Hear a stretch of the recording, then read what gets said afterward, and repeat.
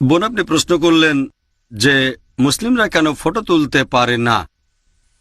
এটা একটা হাদিস উল্লেখ আছে সহিহ বুখারীতে যে যদি কেউ কোনো ছবি আঁকে, আল্লাহ তাআলা রোজ কিয়ামতের দিন বলবেন তাকে ওই ছবিতে জীবন দিতে। এখন একজন মানুষের পক্ষে তো ছবিতে জীবন দেওয়া সম্ভব না। এই হাদিসটা বলছে আসলে হাতে আঁকা ছবি আর ভাস্কর্যের কথা। কিছু বিশেষজ্ঞ বলেন যে এর মধ্যে ফটোগ্রাফও পড়বে। তবে পরে যখন ফটোগ্রাফি সম্পর্কে বিস্তারিত জানতে পারলাম, এই হাদিসটা ফটোগ্রাফের কথা বলছে না। কারণ ফটোগ্রাফি হলো আসলে প্রতিবিম্ব যেটা ধারণ করা হয় কাগজে। ভিডিওগ্রাফিও একই রকম। ভিডিওগ্রাফি এক ধরনের প্রতিবিম্ব যেটা হয়তো ধারণ করা হয় ফিল্মে। নবীর সময়ে কোনো সাহাবী যদি পানিতে প্রতিবিম্ব দেখে চুল আঁচড়াতেন, নবী সাল্লাল্লাহু আলাইহি সাল্লাম তাকে কখনোই বাধা দেননি।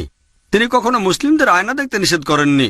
তাহলে এভাবে আমরা জানতে পেরেছি যে ফটোগ্রাফি এই ক্যাটাগরিতে পড়ে না, ছবি আঁকার যে ক্যাটাগরিটাকে নিষিদ্ধ করা হয়েছে। এখানে মূলত বলা হচ্ছে হাতে আঁকা ছবি আর ভাস্কর্যের কথা। ফটোগ্রাফি জিনিসটা আসলে নিষিদ্ধ না বোন।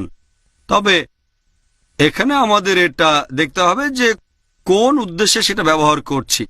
এখন যদি আমাকে জিজ্ঞেস করেন ছুরি জিনিসটা ভালো না খারাপ, যদি ছুরি দিয়ে শাকসবজি কাটা হয় তাহলে ভালো, যদি ডাকাতির জন্য ব্যবহার করা হয় তাহলে খারাপ।